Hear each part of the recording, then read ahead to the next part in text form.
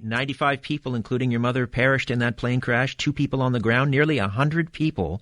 That's so heinous and so evil, it's almost beyond description. It took me a long time to come to terms with this because I don't like to believe that my CIA would do this kind of thing. They would never take a whole plane down and kill all these innocent people. Well, the CIA doesn't care about the killing innocent people. St. John Hunt is the eldest son of super spy E. Howard Hunt, CIA agent best known for his involvement in the Watergate scandal. And he is the author of a new book entitled Dorothy, the Murder of E. Howard Hunt's Wife, Watergate's Darkest Secret. Let's talk about your father's service in the CIA and meeting and working with people like G. Gordon Liddy. Right. In 1943, my father joined the OSS after his service in the Pacific in World War II. And he was stationed in Shanghai and then Mexico and China in 1945 when the OSS was disbanded. But when he joined CIA, he was one of his first duties was stationed in Mexico City to open up the first CIA station in Mexico. And that was a good place for a lot of intelligence activity to go on because it was a hub of Latin American embassies, and all the communist countries had embassies in Mexico City. So he was in heaven in terms of being in a location where there was a lot of access to embassies and secret files. And in '54, we moved to Tokyo, Japan, and he worked doing various things related to the Soviet embassy and also the naval air base at Atsugi. He just missed Oswald by a few months. Oswald was in Atsugi in 1958. And then he got a notice we were being transferred to Montevideo, Uruguay in 1957, and that's where he first met Vice President Richard Nixon. They had a long lunch together, and that was really the start of their relationship, which Nixon never forgot, and he called upon my father years and years later to work for him in the White House. In '59, he was summoned to Washington, D.C., where he was given the operation to go to Cuba and to assess the possibility of a overthrow of the Cuban government. And he came back and he said an invasion of Cuba would only be successful if the assassination of Fidel Castro and Raul Castro, his brother, and Che Guevara and other top military leaders were killed. And so they formed a group called Operation 40, which was established to assassinate people that the CIA felt were a threat to American national security.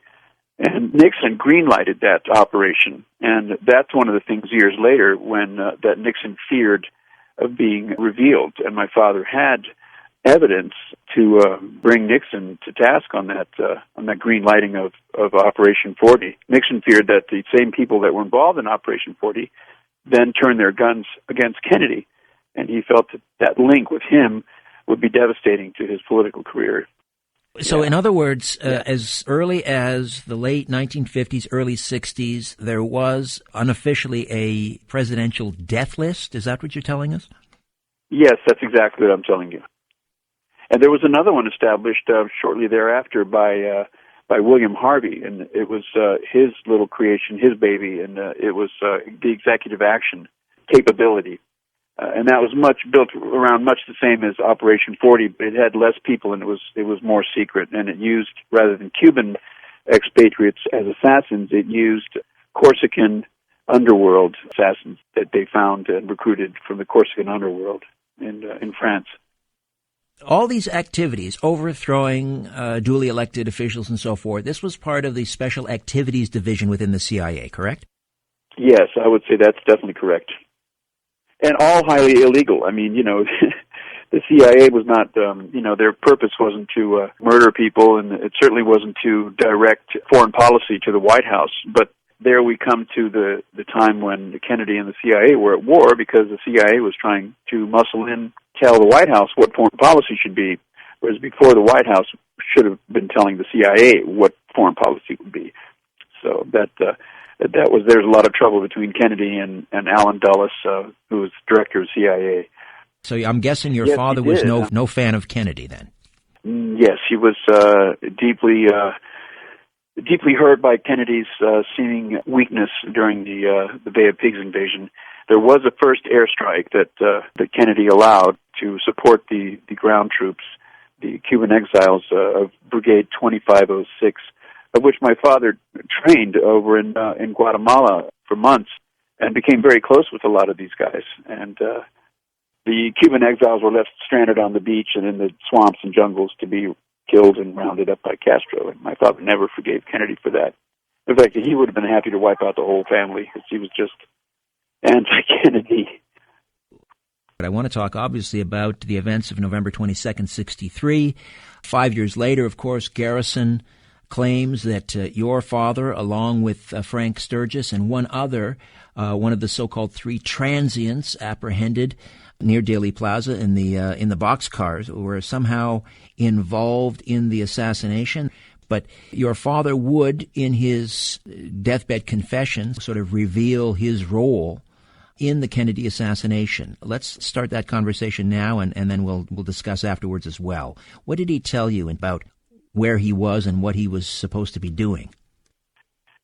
He said that in the summer of 1963, he had been asked to come to a meeting in a safe house in Miami.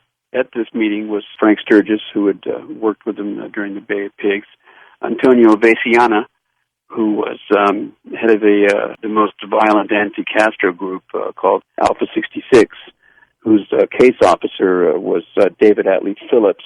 And in that relation, Veciana handled Lee Harvey Oswald, and David Atlee Phillips handled Oswald in that summer before the assassination. Also at the meeting was David Morales, who was one of the heads of the Miami CIA station called JM Wave. That was the code word for the Miami station.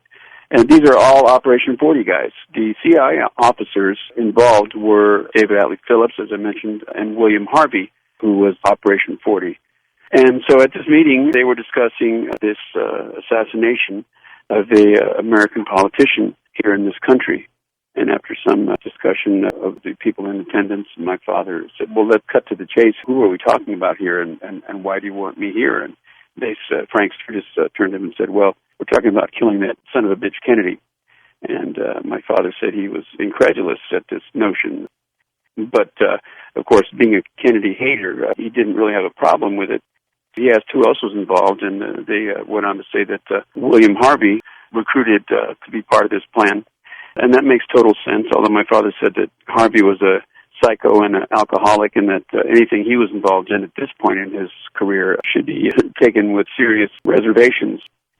Harvey, as a matter of fact, had been instrumental in creating this secret program in 1959 for false defectors to the Soviet Union. Now, that happens to be the year that Oswald defected to the Soviet Union, and there's much evidence, I believe, that he was part of this Harvey program for false defectors to the Soviet Union. And Oswald himself, he had a low-level security clearance, enough to perhaps whet the taste of the Soviets into allowing him to emigrate to the Soviet Union, and then Oswald, of course, was acting as a double agent. And the other thing Harvey was involved in was the creation of this executive action, which was another assassination squad, but using Corsicans. And this was as a result of Harvey's war with RFK, because Harvey was continuing to do anti-Castro warfare against Cuba at a time when Kennedy brothers were swearing to Khrushchev that they were not involved in anti-Castro activities. So when RFK found out about Harvey's activities, he demoted Harvey and sent him to be substation chief in Rome. And that's where he got the idea they should use others than the Cubans for the assassination squad. And he said not even Sicilians would do because they could be traced back through the American mafia. So he went to France and recruited a couple of Corsican underworld characters, one of whom was a guy named Michael Mertz, who used the false name of Lucien Sarté at the scene in Dallas. And that was because he was one of Harvey's guys. So my father said that, what do you need me for? It looks like you guys have things kind of worked out on your own. And Sturgis and Morales said, Howard, you're somebody we trust. You've got a lot of credibility. And we need you there to take a look at this whole plan and kind of point out its weaknesses and point out its strength and do what you can to streamline it and help us through it. And that's as far as we got on that. That's why he told me he was a bench warmer. Did he give you an indication how many shooters there were besides Sardi and where they were positioned? Yeah, he said there was a shooter on the 6th floor. He didn't say who that shooter was, and he only surmised that it was Sarté on the grassy knoll.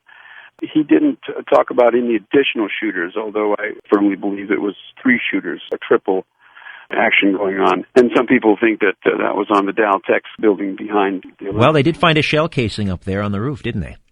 That's what I heard, yeah. And so it all fits in. I mean, standard CIA triangulation assassination, because you got 3 is the working number, and 2, just, you're taking your chances. You're going to put an operation like that together. You need to do the best you can.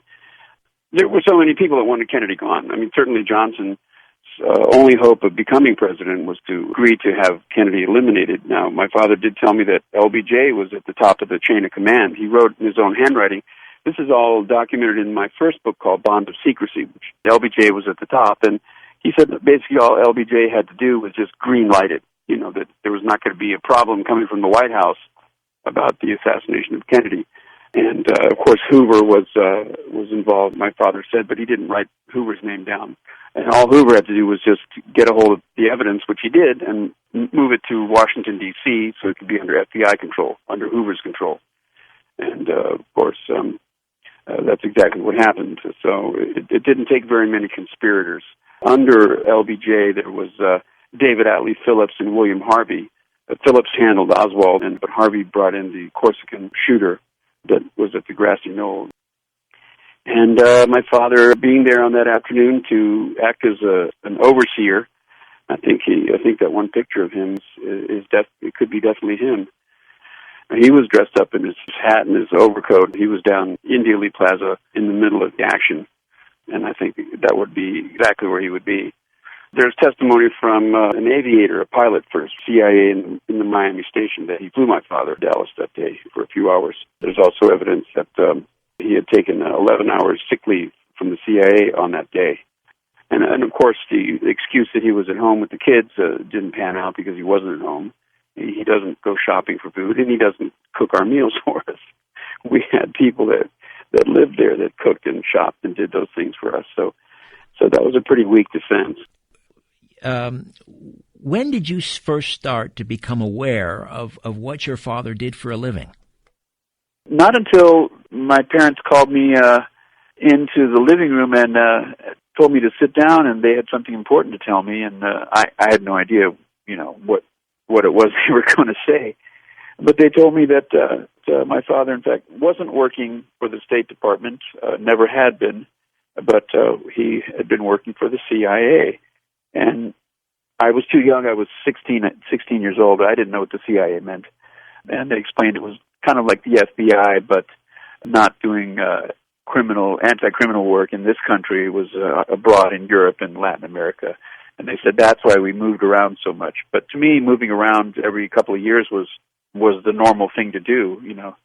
Every family's moved around every 2 years. So it was even later on when Watergate broke in 1972 that I realized how deep all this would be and what a catastrophic effect it had on the country and our family.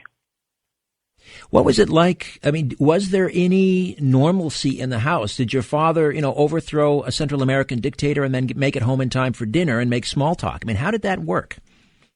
Yeah, he did from time to time. When I realizing, the timing sequence when we were in Mexico or Spain or whatnot, he did come home in the middle of operations briefly and stayed a day or two. And then we'd have dinner, and that seemed normal in itself because we were used to him not really being around very much. He was deeply focused on his projects with the CIA, and he firmly believed that these activities were necessary for the security of the country. And conversations with him many years later in the early 2000s, I asked him, how he could justify the murder of over 40,000 persons when the Guatemalan coup went down, and he said that's just collateral damage, and he didn't think anything of it at all. Also, he had no guilt or remorse about the Kennedy assassination, none at all. And in fact, I heard him say several times we should kill Ted just to get rid of the 3 brothers, and he was serious. What was your relationship like with your father? Was he aloof? Was he cold? Were you close? Tell me about that. It was complex. My father had high hopes for me as his firstborn son, and he expected me to be a good student and to do well in sports, and then to graduate high school and then go on to a good college, become a lawyer, or even join the CIA or something. And I couldn't have been more different than that. I was definitely not that type of material. I was thin. I had double vision. I stuttered. I had born with a club foot, so I wasn't very sports-like. But and so there was this constant feeling in myself that I was never living up to his expectations. And he made it very clear that he expected me to follow suit, and that he was disappointed that I was less than what he had hoped for. And that was a cruel thing. But my father could be incredibly cruel in just the shortest amount of time. He could say something that cut you down, just reduced you to nothing, pretty much. And at the same time, we shared some wonderful times. My father was a musician also. He played piano and trumpet. And as I started writing songs when I was 9, he spent a good deal of time with me transferring my music onto note paper, musical notation. And he did that by ear. He had a natural ear. And if I said, well, hum a C note or an F sharp note, he would do it, and it would be dead on. So, and he introduced me to jazz. He took me to some blues clubs in D.C. when I was underage, when I was 16 and 17. And I saw some of the last great big band jazz musicians play at this little club, and I'll never forget that. That was just an awesome experience. So we did share some really good things through music, but generally speaking, he was aloof and a difficult man to deal with. But tell me about your dad's role in Watergate. Was it simply a botched break-in, or was there something else afoot here? Watergate, 1972. I was awoken by my father very, very early in the morning after he came back from the Watergate complex there in D.C. And I didn't know anything about anything he was doing, but he comes into my room. I was the only other person in the house besides him. And he's not looking well, and he tells me to come upstairs to his room immediately after I get dressed, which I did. He had 2 suitcases on the bed, and he instructed me to get some gloves and some detergent or some spray cleaner and come in and take everything out of the suitcases and wipe down everything, including the inside of the suitcases and all the things in the suitcases, which were a lot of wires and black boxes, wiretapping stuff, and film cameras and things like that. We threw it in the back of his 1970 Pontiac Firebird. An hour or two later, drove out to the canal and threw him in. And in the next couple of days, I helped him transfer large amounts of cash from banks in D.C., and I was told to keep my eye out in the rearview mirror for anybody following me, and stash money in the house, in the basement, in the place that he had built in the ceiling there. And, of course, then the papers, everything started talking about Watergate, so I knew that whatever I was doing for him seemed to be related to this Watergate that had been starting to appear on the front pages. He was in a bad way. He and my mother, who had never argued before, started arguing when my father told her that he had decided he was going to work in the White House for Charles Colson, who was one of Nixon's top counsels, and he was going to be involved in this internal White House investigation unit, which they dubbed the Plumbers, because one of their first operations was to find how the leaks of the Pentagon Papers, which was a study commissioned by the Defense Department about the history of the Vietnam War, was being leaked by Daniel Ellsberg to the New York Times. And Nixon was furious about that, and he requested my father personally. Even before the New York Times leaks of the Pentagon Papers, Nixon had wanted the Brookings Institute, which is a think tank in D.C., to be burglarized and ransacked to find this dossier that Fidel Castro had made of the many, many attempts on his life, and all of them linked to the CIA. And so he said, we need somebody who can do that. I know a man, his name is Howard Hunt. And so they went off and looked for Howard Hunt, who was very happy to join the Nixon White House, although my mother had begged him not to, and that caused a lot of problems in the House. But it was his team, and it was, as you said, made up of many of the same members involved in the Bay of Pigs. And these were all guys that were part of this Operation 40 group, this assassination squad.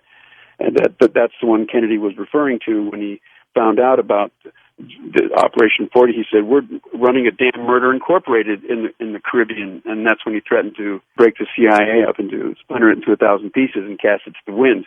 And he did fire some of the top CIA guys. That was the threat Kennedy made, and that was one of the reasons why he had to be eliminated. But up in Watergate times, Nixon, and his top guys, John Mitchell, the Attorney General, and Charles Colson, and Eagle Krogh, and Haldeman and Ehrlichman, all those guys, they put my father to good use. They developed a huge plan to bug the Democrats and do all kinds of crazy things to them prior to the election. And so they named each of these missions a different name. A semi-precious stone, for example, Sapphire was to establish a houseboat filled with prostitutes as a honey trap during the Democratic convention. They would lure Democrats there, film them, give them drugs, and then blackmail them. Turquoise was an operation do commando raids and destroy the air conditioning at the Democratic convention, so it would be unbearably hot. Just really crazy stuff like that. And they did a lot of that stuff. They broke into Ellsberg's psychiatrist's office looking for incriminating evidence against Daniel Ellsberg, who leaked the Pentagon Papers, as we were just talking about, to see if he was a pervert of some kind.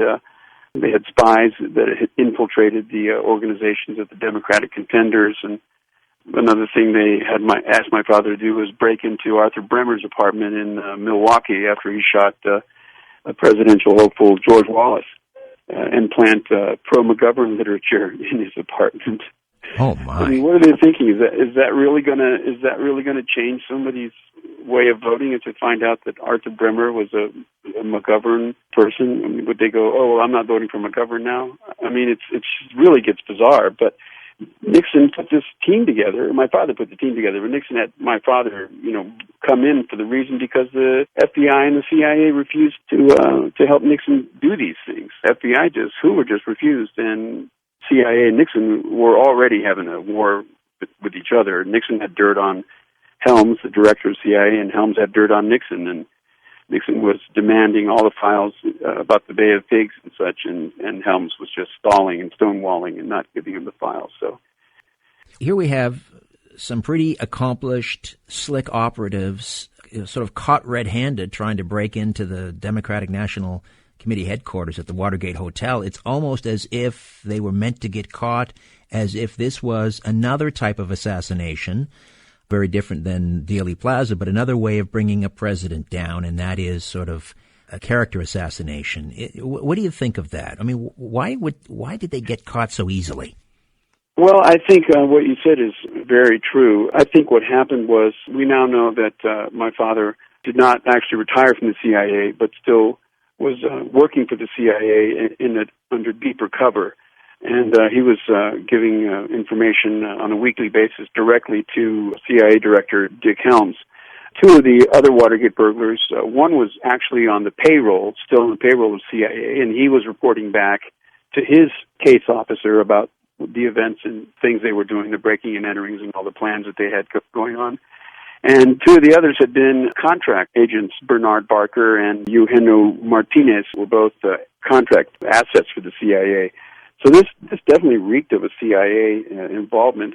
And I think Helms knew that although Nixon didn't specifically direct the Watergate break-in, that once it was found out by the public, that Nixon would immediately go into a cover-up mode. And it's the cover-up that brought him down, not the crime itself. And I think, and that's exactly what happened. This was their third entry into Watergate. The first two had been successful, except one of the bugs wasn't functioning right. And they were told to go on a third time and fix the bug. But it's odd because most of the major activity for the Democrats had been moved down to Miami, where the convention was going to be held.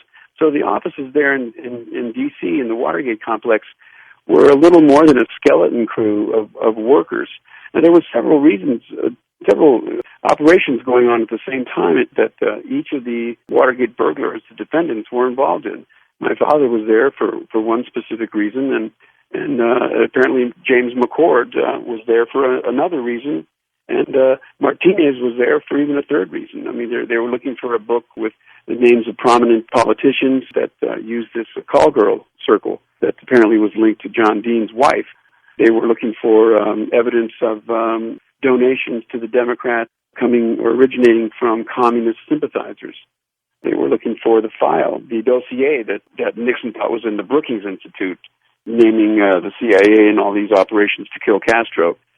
And so it was very confusing, but the whole thing came down with that piece of tape on the door, very unprofessional. And so they were became known as bungling burglars, and it was really a sad way for my dad to go out because he was anything but a bungling burglar. But it just seemed like it was doomed from the start, that third entry. It just wasn't, there was nothing being produced from the original bugs in there that was of any real value. Definitely a setup. Right. Your father's relationship with Nixon. Your father obviously had goods on Nixon, this assassination team that could be linked back to Nixon and perhaps its involvement in the Kennedy assassination. Why did Nixon bring your father into the fold? Was it a question of keeping your enemies closer?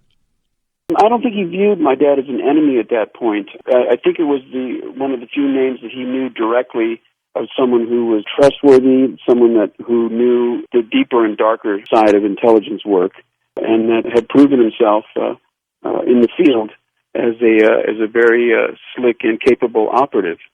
And so when he was looking for a team to break into Brookings and to break in the Chilean embassy in Washington, D.C. also, because there was some thought that this dossier could be found in their embassy. And so that's a little-known break-in that my father did. You know, they had weird assignments, like they were trying to figure. They thought, Nixon wanted Jack Anderson eliminated, and so Gordon Liddy, in his mind, when you say eliminated, he was thinking murder. So my father and Gordon Liddy were concocting various plans to kill journalist Jack Anderson, who was a prominent investigative journalist for the Washington Post, I think. A lot of very crazy things. How did they meet? How did your parents meet? She had a job in the Treasury Department, and she was stationed in Bern, Switzerland, working under Alan Dulles, who was the OSS chief of operations there in Bern. And she worked in a program directed by Dulles called Safe Haven, and that was a joint undertaking by State Department and Treasury Department to find and block the flow of Nazi assets through Europe. So conversations I had with my mother, it seemed like a very glamorous thing. I could imagine her traipsing around Europe, after hidden Nazi loot that they, confiscated from the countries that they were rolling over. And so she was already into some level of intelligence by doing that. And then when the OSS took control of Safe Haven, they took control away from State Department and Treasury Department, she just blended right in. And then she was stationed in Shanghai, recruiting low-level operatives of foreign embassies into being double agents for the OSS. She met my dad when she was transferred to Paris and worked in the Organization of European Economic Cooperation, which was the venture to rebuild Europe after its near total destruction because of World War II. And she worked for Averell Harriman, who was head of the OEEC. And my father happened to be working for Averell Harriman at the same time as his speechwriter and filmmaker. And so they met and dated, and then in 1949 they decided to get married. In 1949 also, she was in Shanghai early in 49 and was on the last train out of Shanghai while the communist forces under Mao were encircling the city, and it was a bad time. If she had been caught on that train, she would have been yanked off of there and raped to death probably. So she had got a little .25 caliber pistol that she kept with her, and she was dressed in peasant clothes. And she met my dad, and they married, and they started having kids. And so her work in the intelligence field took a second role to being a housewife and a mother to our ever-growing family. But she still stayed, one foot in the door because she worked at embassies in the different host countries that we were stationed at. And she would be available to take secret cables out of the embassies, give them to my dad to copy and so forth if the CIA needed those cables or something. So she was always involved. And of course, later on, as I mentioned before, that in 1970 they argued quite a lot about his work for the White House. She was convinced that this was not a good thing to do, that the people he was working for couldn't be trusted, and she was right. You know, she saw it ahead of anybody else. When she came back from Europe that summer in '72, Watergate was full blown all across the papers. There was news people around our house, and it was a very stressful time. And she became the person that picked up the money that the White House, Nixon, was providing to the defendants. And they would be, of course, my father and Gordon Liddy's family and the McCord family and the Cubans, the families of the 4 Cubans that were all arrested. We needed money, and we needed a lot of it for expenses, lawyer payments, and just to continue running the different households, mortgages. Hush money? Was it hush money, essentially? Hush money. Yes, it was hush money, and it was blackmail money. My father felt that it was money that was justly due to him and his team, because in the CIA, if you were caught by the enemy, your family would be taken care of. And I don't know if that meant taken care of like killed or taken care of like paid. Their expenses and their lives would be continued to be supported by CIA. But nevertheless, the White House balked at first. They didn't want to pay, but Nixon ranted, and you can hear the tapes, the Watergate tapes, about having to pay off Hunt because Hunt knew too much. Nixon, you can hear him ranting and saying, you open up that scab, and there's going to be a lot of people that are going to be upset. It's not going to look good for the CIA, not going to look good for Hunt. And Nixon's top guys, Ehrlichman and Haldeman, Dean, and those people didn't understand what Nixon meant when he said that it all came back to the whole Bay of Pigs thing.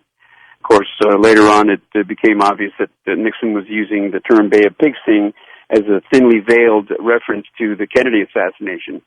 You know, they had sent letters and phone conversations with direct threats against Nixon and the White House, saying that they had evidence that would put Nixon in jail and would blow the lid off Watergate, because at that time nobody really knew the extent of Watergate, and certainly nobody knew that Nixon approved of Operation 40 back in 1960.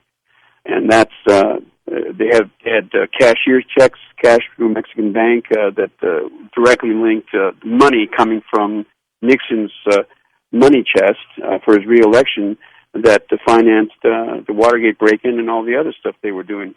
And this is what she had on the plane, took off from D.C. and flew to Chicago.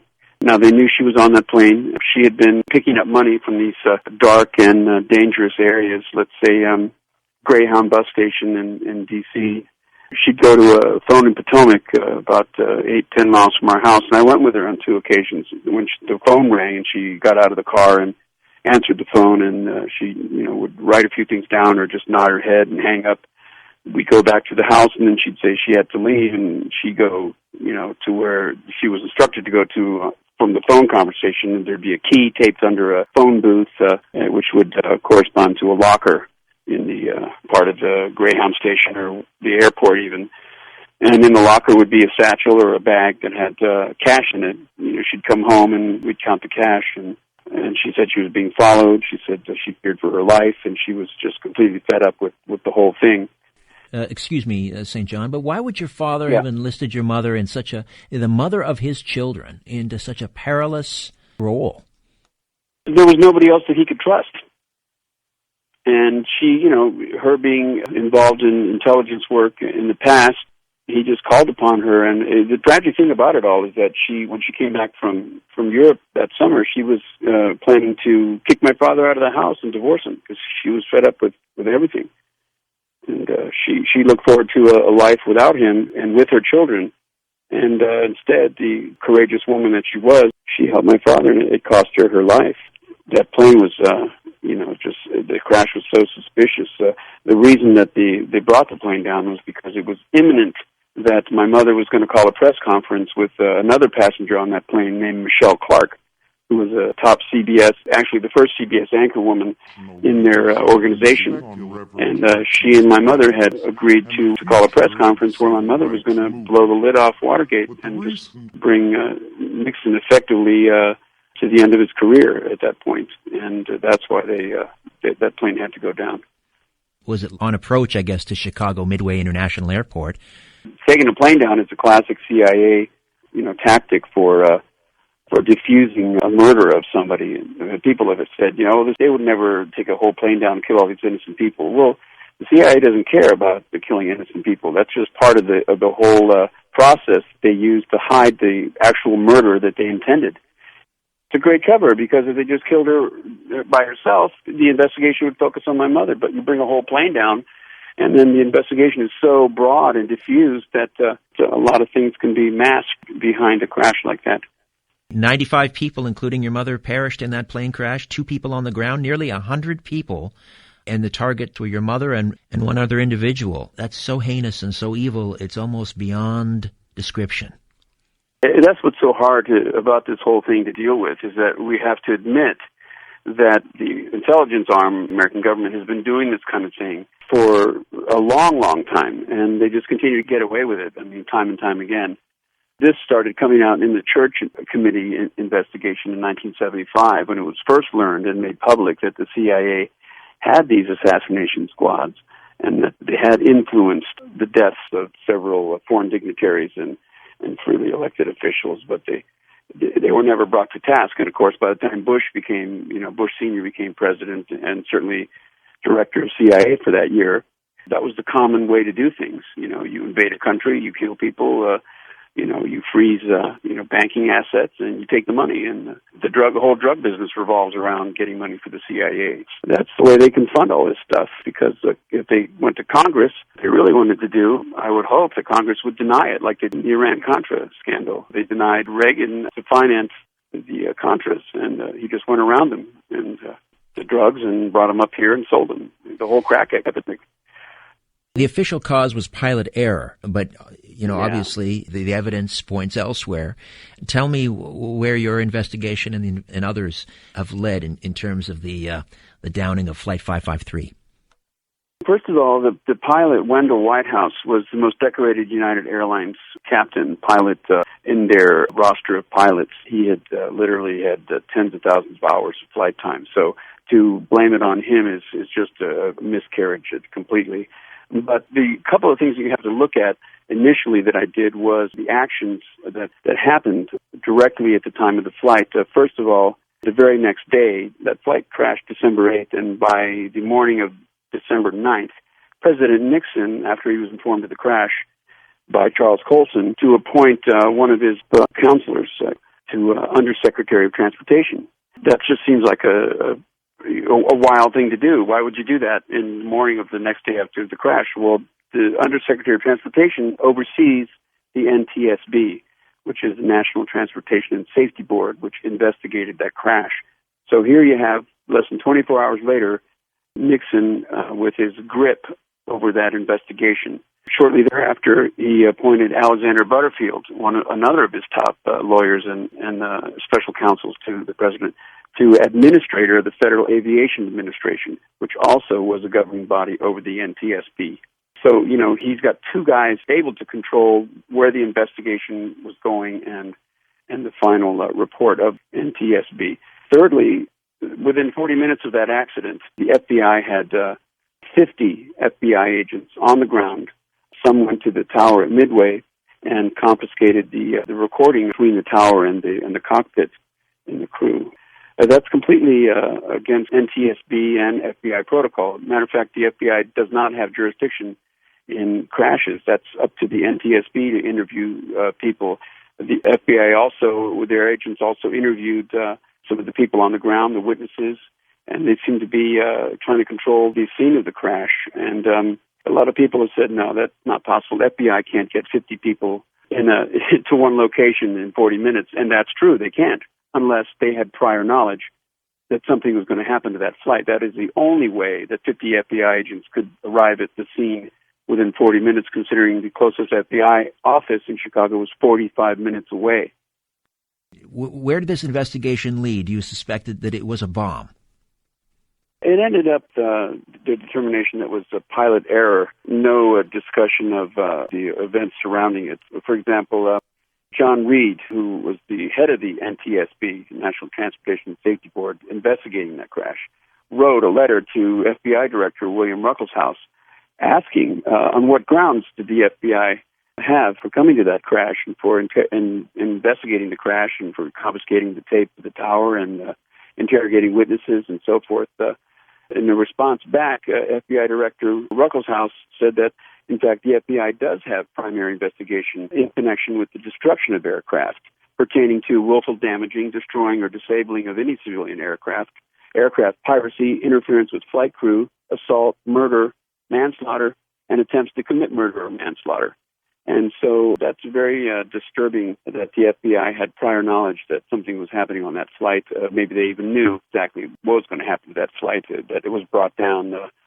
But there was enough outcry of conspiracy and murder that the NTSB agreed to do a second investigation, at which time several notable journalists and reporters questioned the official findings, but nothing ever came of it. The fact that the Midway Tower had directed a small two-propeller plane directly in the path of the big United Airlines 737 just minutes before the crash is one of the most telling events that brought that plane down. The outer marker lights were turned off on the runway, so the visibility was only a mile or two. The controls in the cockpit were popping and like sparking. They were shorting out for some reason. All of a sudden, the plane was just unable to lift its nose to get back up and do a return. So, there was a lot of things going on the ground that confused the pilots. They were being told conflicting directions by both Midway and O'Hare Airport. The handover between one tower and another is supposed to be quick, direct, and with explicit instructions, but this handover was very blurry, and they were directing the plane to go to runway 31 left, and then another said, 31 right, and this speed should be attained at that altitude. But they brought the plane in so low, and then they moved this other two-propeller, smaller plane directly in front of it. The big plane stalled out and crashed, killing a lot of people. It took me a long time to come to terms with this because I don't like to believe that my CIA would do this kind of thing or whoever. I can't name who the conspirators were in this or the people responsible, but I certainly know that it prevented my father from revealing what he knew about the JFK assassination and Nixon's potential involvement in that. Less than a week after my mother was killed, he pled guilty to all the charges and kept his mouth shut for damn near the rest of his life. You mentioned earlier Chuck Colson, who was Nixon's special counsel, and I believe not too long after that plane crash, he did an interview with Time magazine, and he also intimated in the interview that the CIA may have been involved in bringing down that plane. Yeah, he said he thought the CIA murdered Dorothy Hunt.